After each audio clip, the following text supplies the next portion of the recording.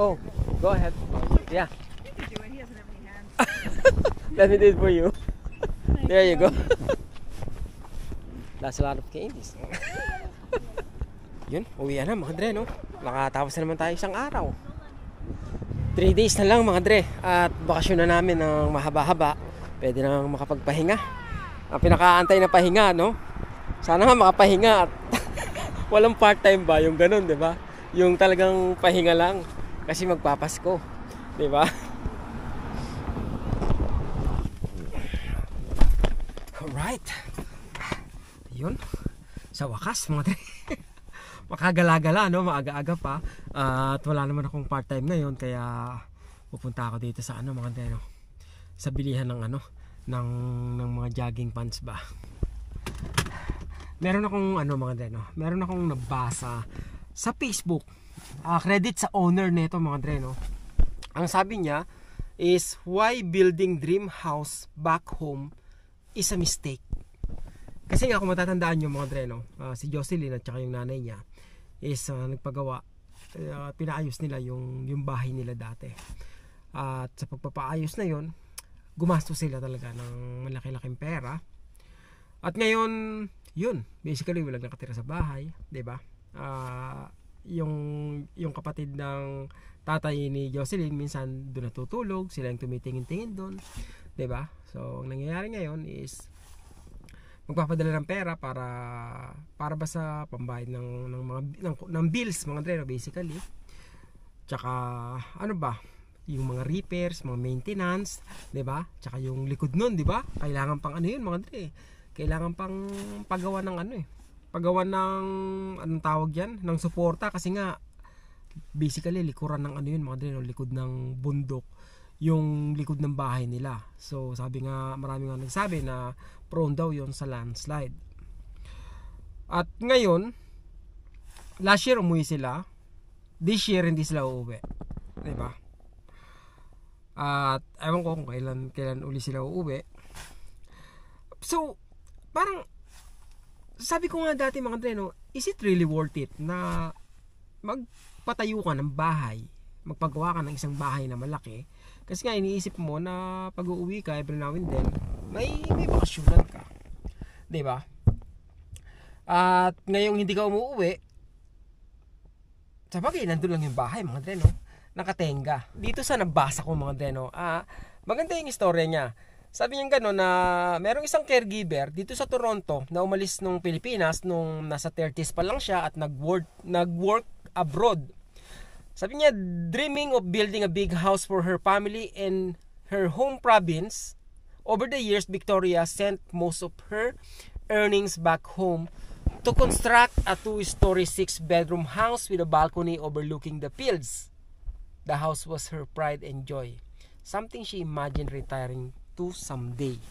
Diba? Ang ganda ng pangarap niya. So, sabi dito na hindi yun natira ni Victoria, basically. Kaya ang nangyari, yung kapatid niya is yung lumipat doon dahil nga pinapangalagaan niya yung bahay. Siya yung nag-i-enjoy. Siya yung nakikinabang sa bahay, mga dre, no? Sa mga kwarto, yung ganon. Samantalang si Victoria nangungupahan sa isang maliit na apartment dito sa abroad. At halos karamihan sa kinikita niya ay pinapadala niya sa Pilipinas pang maintenance ng bahay, mga dre, no? Pagpapagawa nung kung ano-ano, 'di ba? Sabi ko nga, mga dre, no, yung utilities, yung tubig, yung ilaw, kasi nga kailangan may tumingin ng bahay mo 'di ba? Otherwise mas madaling mabulok kung walang tao yung bahay mo. At sabi rito na umuwi paminsan-minsan, 'di ba? Yung si Victoria, pero maiksi lang yung mga bakasyon niya. Almost 20 years had passed. Yung bahay daw is hindi na kasing ganda gaya ng dati, 'di ba? Kumbaga kumupas na yung mga pintura, nagkaroon na ng crack yung mga dingding. At ngayon si Victoria nasa matanda na, mga dre, no? Na-diagnose pa na meron siyang malubhang karamdaman. At namatay siya nang hindi man lang nakapagpabook ng ticket pabalik ng Pilipinas, mga dre, no? Tapos meron pang isang kwento na ganoon din yung nangyari. Basically, pangarap niya magpatayo ng 6-room apartment na yun nga, kumbaga wala siyang bahay rito. Ang ginagawa niya, pinapadala niya yung pera niya lahat sa Pilipinas. Kasi nga may pangarap siya, gusto niya makapagpatayo ng apartment complex mga dre, no? Para iniisip niya pag nag-retire siya is sitting pretty na siya. 'Di ba? Kumbaga lahat ng savings niya doon niya binuhos mga dre, no? So, yun nga, natapos na yung pinapagawa niya. Ang nangyari, yung mga pinsanin niya, mga dre, no, lumipat muna ron sa bahay habang tinitingnan nila yon. Sila yung nagpa-party ron, yung nakikinabang, 'di ba? Kasi nga inaantay pa ni Sir yung retirement niya, 'di ba? Ang balak niya kasi sa Pilipinas nga mag-retire. Ang nangyari naman, nagkaroon naman siya ng sakit at namatay siya ng maaga pa, mga dre, no? So, sino yung nakinabang, 'di ba? Yung kamag-anak niya rin. Ang sabi nga rito, mga dre, no, na kumbaga, wag mong hayaan na yung pangarap mo ay maging reality ng ibang tao. 'Di ba? Imagine ikaw yung nagsikap para ipagawa yung bahay, ikaw yung gumastos lahat-lahat, hoping one day natitira ka ron, pero it ends up na hindi ka umabot doon sa finish line, mga dre, no? Hindi ka umabot doon sa pangarap mo, namatay ka.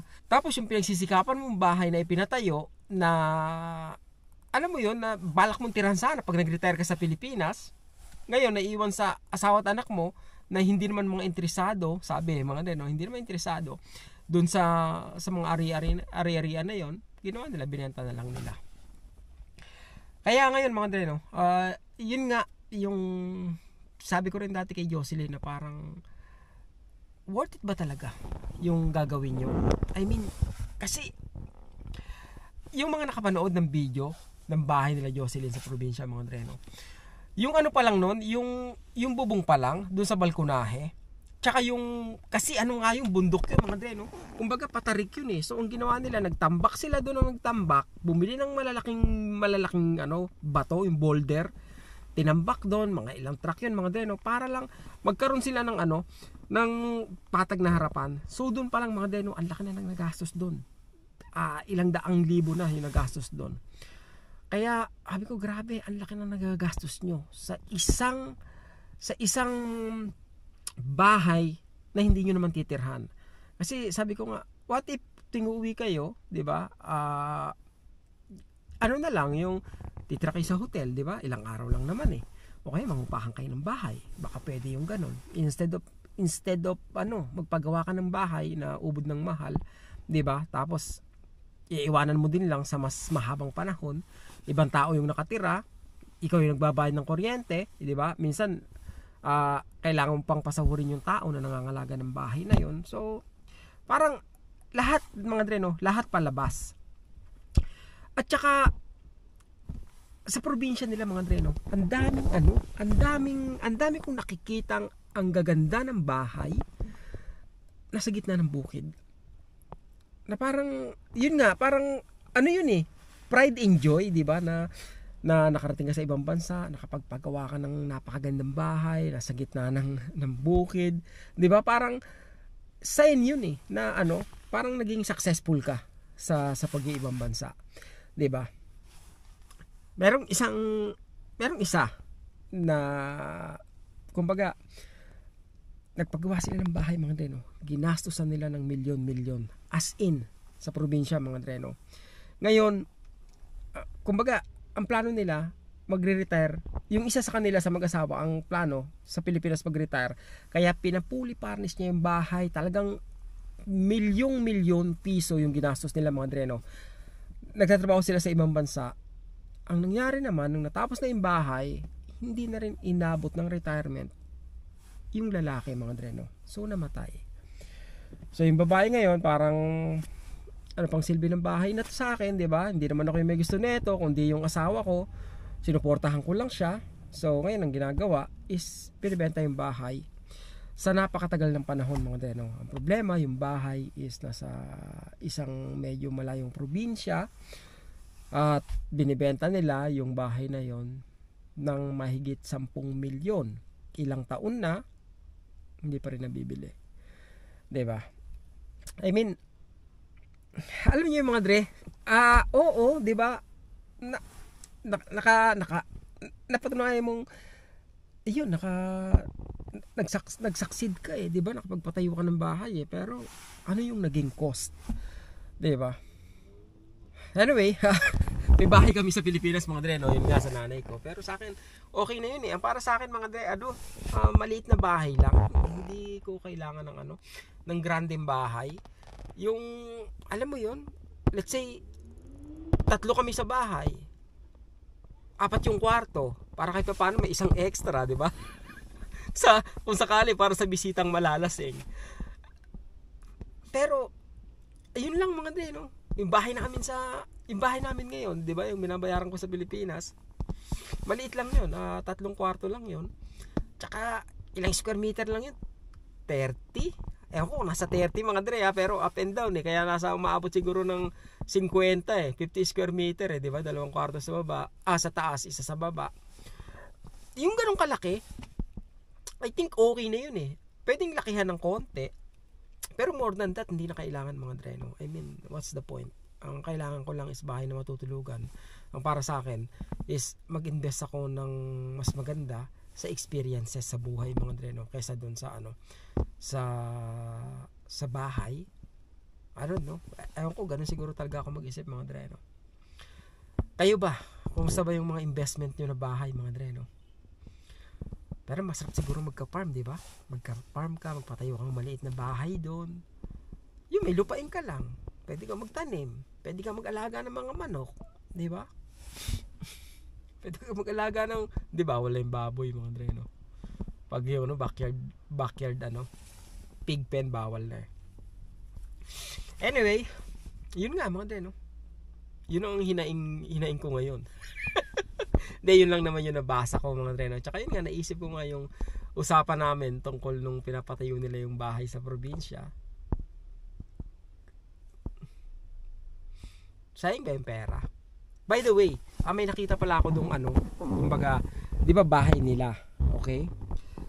Hindi malalayo sa kanila, merong up and down mga dre, no? Up and down na pader pa lang. Ang laki ng bahay, pero pader pa lang, hindi na lang inabot na naipatapos yung bahay. Naubusan yata ng budget, yung ganon. Kaya sabi ko, sayang naman, di ba? Parang hindi na naituloy ang tagal na nga daw noon. At ewan ko sa anong dahilan. I mean, 'di ba ang daming pera yung nasayang para sana mabuo yung bahay na yun, pero hindi na nga inabot ng pagtatapos. 'Di ba? Hindi na kinaya ng budget. Wala naman. Yun lang mga dre, no? Naikwento ko lang kung anong opinion nyo tungkol sa bagay na yan, 'di ba? Okay, magkaroon ng investment, walang duda. Pero wise investment ba yung malalaking bahay mga dre, no, sa probinsya na walang nakatira? At kung magastos ka ng maintenance buwan-buwan, minsan pag-aawayan pa, 'di ba? Pagsisilosan pa ng mga magkakapatid o magkakamag-anak. Yung ganon mga dre, no? Maraming ganyan eh, nagsisiraan pa dahil sa maliit na, sa ganung bagay mga dre. Sa bagay hindi maliit na bagay yun eh, 'di ba? Minsan isang dangkal na lupa nga eh, alam mo yan, hindi pa magkabigayan eh, talagang umaabot pa sa kung saan dahil sa isang dangkal na lupa, ang lapad ng lupa mga dre. Parang hindi kulang nga sa right of way yun eh, 'di ba? Hindi nga makadaan doon kahit patagilid eh, pero pinag-aawayan, no? Dahil nga sa inggitan, 'di ba? Alam mo yun. Anyway, let's go. Wait, we don't have to start the day yet.